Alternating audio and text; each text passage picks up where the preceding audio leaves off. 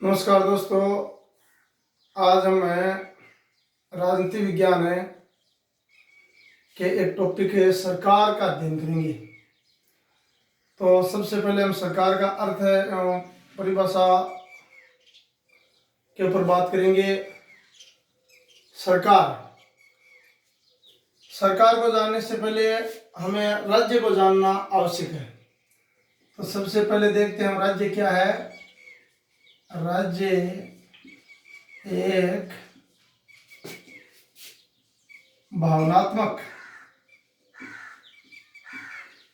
अवधारणा है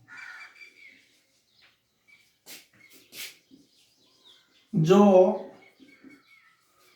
अमूर्त व अदृश्य सत्ता है।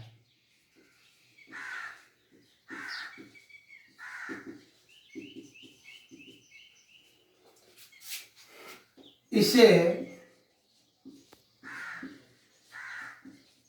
मूर्त एवं साकार रूप देने का कार्य सरकार करती है। राज्य के महत्वपूर्ण 4 अंग होते हैं। इसमें चौथा जो अंग है वो सरकार होती है। तो राज्य एक भावनात्मक अवधारणा है जो अमूर्त एवं अदृश्य है। इसे मूर्त एवं साकार रूप देने का जो कार्य है वो कौन करती है? सरकार करती है। सरकार द्वारा ही राज्य की सामूहिक इच्छा को निर्धारित, अभिव्यक्त एवं क्रियान्वित किया जाता है। तो अब हमें एक प्रमुख राजनीतिक विज्ञान के विद्वान गार्नर की परिभाषा लिखते हैं। तो गार्नर जो राजनीति विज्ञान के प्रमुख विद्वान है, उनके अनुसार सरकार वह अभिकरण या मशीन है। सरकार वह अभिकरण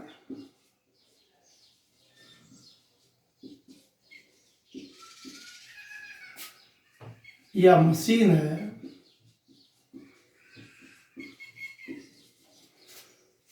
सरकार वह अभिकरण या मशीन है जिसके द्वारा राज्य की नीतियों का निर्धारण किया जाता है।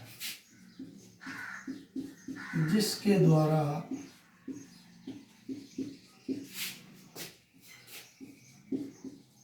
राज्य की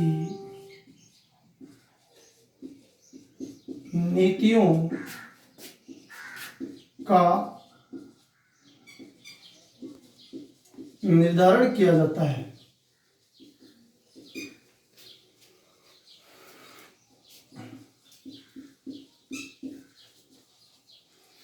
तो अब हम बात करेंगे सरकार के अंगों के बारे में। तो ये तो सरकार का अर्थ है परिभाषा हो गई।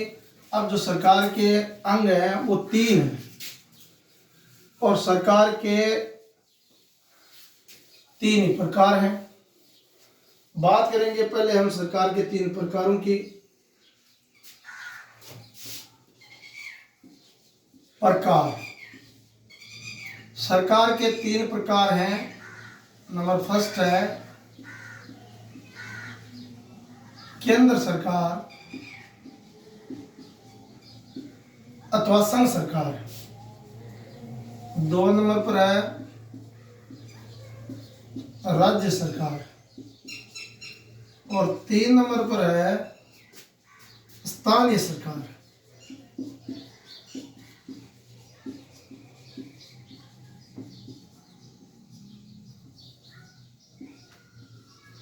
ये तो हो गए सरकार के 3 प्रकार। अब हम बात करते हैं सरकार के अंगों की। चाहे किसी भी देश की सरकार हो, उसके मुख्य रूप से 2 प्रकार होते हैं, केंद्र सरकार और राज्य सरकार। और अधिकांश देशों में तीसरा प्रकार भी पाया जाता है जिसका नाम होता है स्थानीय सरकार। अंग भी 3 है। सबसे पहला अंग है व्यवस्थापिका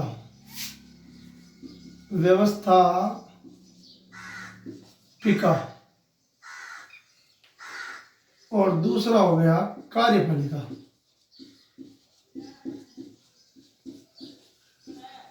और तीसरा हो गया न्यायपालिका।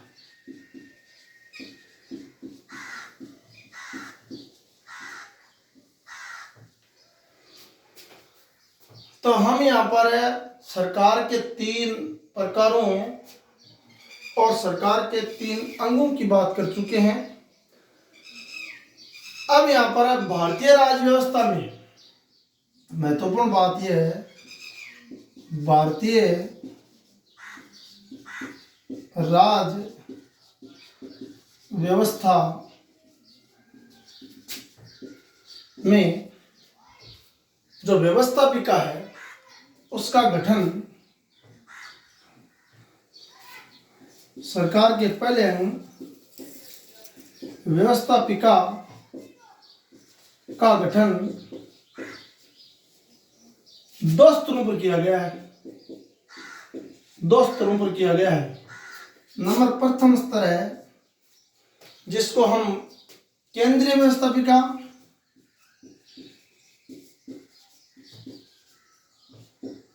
और नंबर 2 पर आ जाता है हमारा राज्य की व्यवस्थापिका।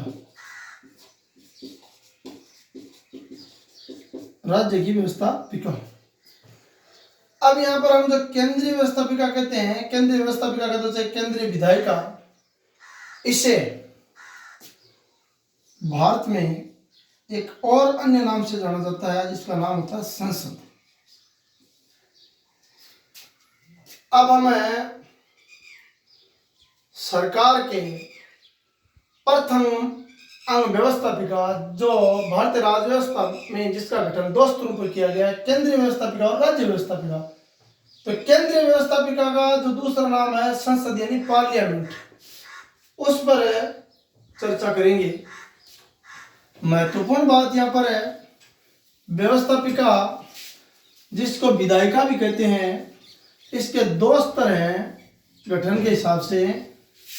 पहला केंद्रीय व्यवस्थापिका, दूसरा राज्य व्यवस्थापिका। केंद्रीय व्यवस्थापिका को जिसको हमने संसद नाम दिया, जो हमारी संसद है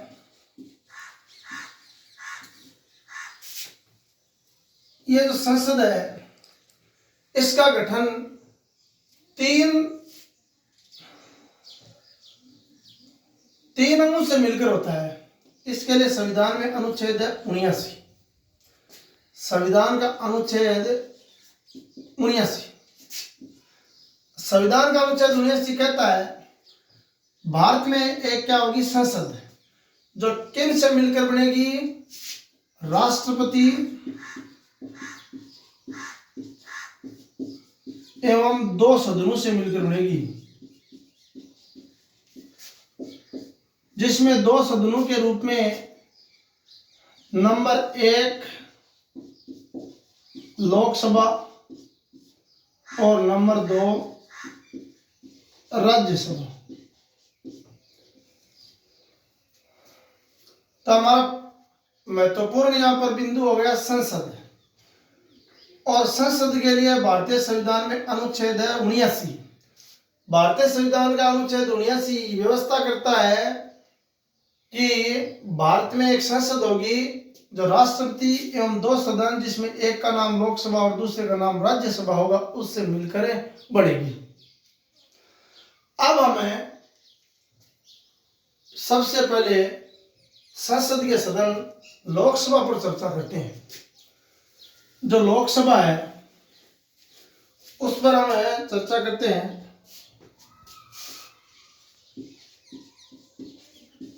लोकसभा संसद का निम्न सदन।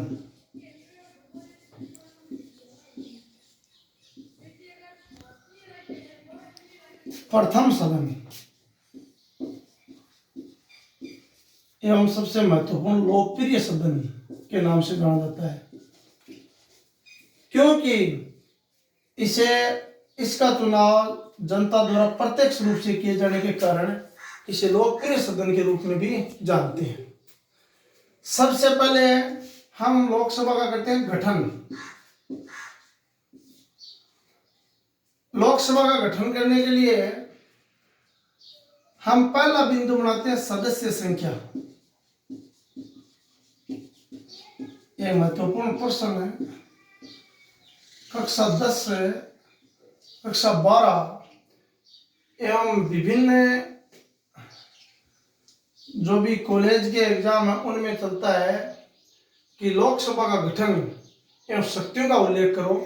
तो हम आज लोकसभा के गठन को पूरा करते हैं और गठन का पहला बिंदु बनाते हैं सदस्य संख्या।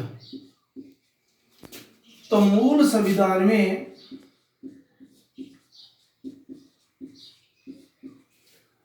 लोकसभा की जो सदस्य संख्या थी वो 500 निश्चित की गई, परंतु समय समय पर परिवर्तित करते हुए 1987 में गोवा एवं अन्य राज्यों के पुनर्गठन के पश्चात इसकी सदस्य संख्या है वो 545 निश्चित की गई और अधिकतम संख्या जो है 545 तो है वर्तमान में, वर्तमान सदस्य संख्या 545 और अधिकतम संख्या हो सकती है लोकसभा की 552। ये हो गई अधिकतम। अधिकतम जो 552 है उनमें यह व्यवस्था की गई है कि 530 सदस्य राज्यों से,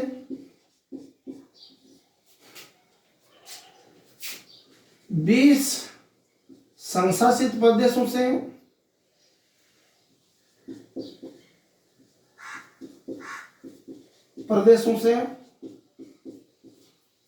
और 2 सदस्यों का राष्ट्रपति द्वारा मनोनयन।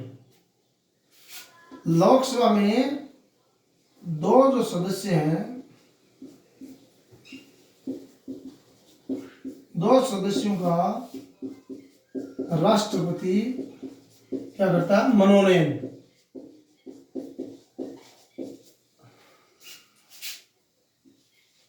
तो यहां पर है ये जो 2 सदस्य मनोनीत सदस्य होते हैं वे मनोनीत सदस्य आंग्ल भारतीय सदस्यों को अगर लोकसभा में पर्याप्त प्रतिनिधित्व नहीं मिलता है तो ही उनका मनोनयन होता है। अब सदस्य संख्या के बाद में दूसरा बिंदु आता है लोकसभा का निर्वाचन।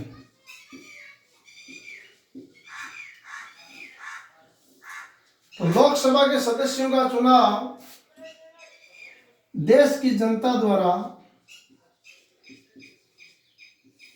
प्रत्यक्ष रूप से वैश्विक मताधिकार के आधार पर किया जाता है और भारत में वैश्विकता की आयु है वो 18 वर्ष है।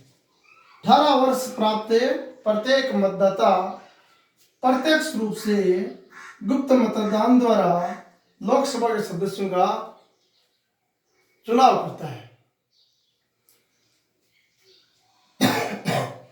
अब नंबर 3 गठन का जो बिंदु है वो आता है योग्यता। लोकसभा सदस्यों के लिए 4 योग्यताएं निर्धारित की गई हैं। पहली है वह है भारत का नागरिक हो, भारत का नागरिक होना चाहिए।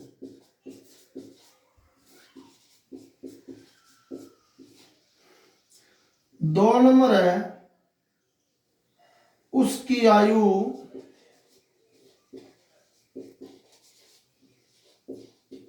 25 वर्ष हो। तीसरे नंबर पर वह किसी लाभकारी पद पर आसीन नहीं हो, लाभकारी पद पर आसीन नहीं होना चाहिए। और 4 नंबर पर वह न्यायालय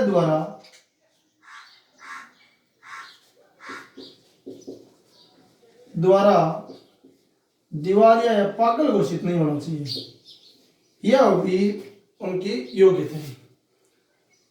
अब योग्यता के बाद में आता है कार्यकाल। लोकसभा के सदस्यों का कार्यकाल जो है 4 नंबर पर लेते हैं कार्यकाल। तो सामान्यतः लोकसभा के सदस्यों का कार्यकाल होता है 5 वर्ष। तो कार्यकाल 5 वर्ष होता है, परंतु प्रधानमंत्री की सलाह पर राष्ट्रपति इसे 5 वर्ष से पहले भी भंग कर सकता है। ऐसा अब तक 9 बार हो चुका है कि लोकसभा को 5 वर्ष के अपने कार्यकाल से पहले ही विघटित हो गई हो। तो कार्यकाल लोकसभा का निश्चित नहीं है, परंतु सामान्यतः लोकसभा का कार्यकाल 5 वर्ष रखा गया है। अब यहाँ पर हमें गठन का अगला बिंदु जो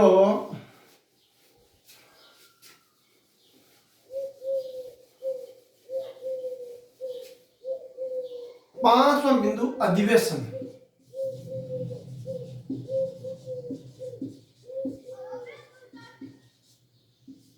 अधिवेशन है या इनकी बैठक। लोकसभा के अधिवेशन बुलाना का कार्य कौन करता है? राष्ट्रपति। देश का जो राष्ट्रपति है वो लोकसभा का अधिवेशन बुलाता है और उसे क्या करता है? स्थगित भी करता है। संविधान के अनुसार लोकसभा की 2 बैठकों के बीच अधिक से अधिक 6 माह से ज्यादा समय नहीं होना चाहिए। यह अधिवेशन है के बारे में मतलब प्रावधान है।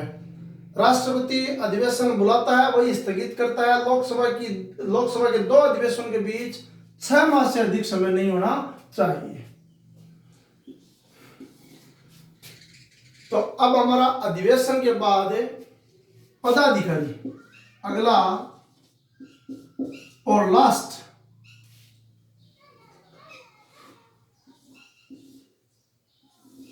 हमारा लास्ट यहाँ पर है गठन का बिंदु है। लोकसभा के जो पदाधिकारी हैं यानी अध्यक्ष और उपाध्यक्ष है, उनके बारे में संविधान के अनुच्छेद 93 के अनुसार लोकसभा के सदस्य अपने में से एक अध्यक्ष एवं एक उपाध्यक्ष का चुनाव करेंगे। एक तो हो गया अध्यक्ष और एक हो गया उपाध्यक्ष।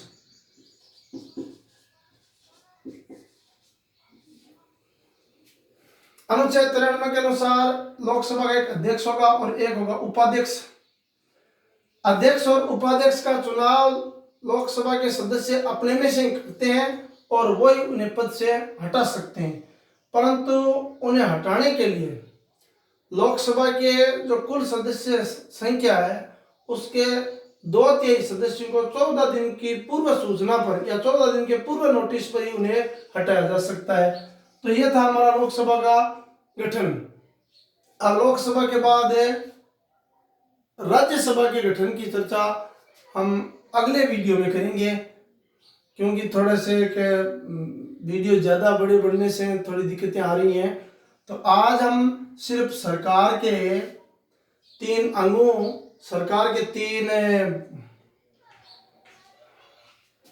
प्रकारों के बारे में अध्ययन किया और इनमें ही हमने सरकार के महत्वपूर्ण अंग व्यवस्थापिका, जिसको पार्लियामेंट या हम संसद के नाम से जानते हैं, संघीय व्यवस्थापिका के अंदर हमने लोकसभा के गठन की चर्चा की। तो धन्यवाद।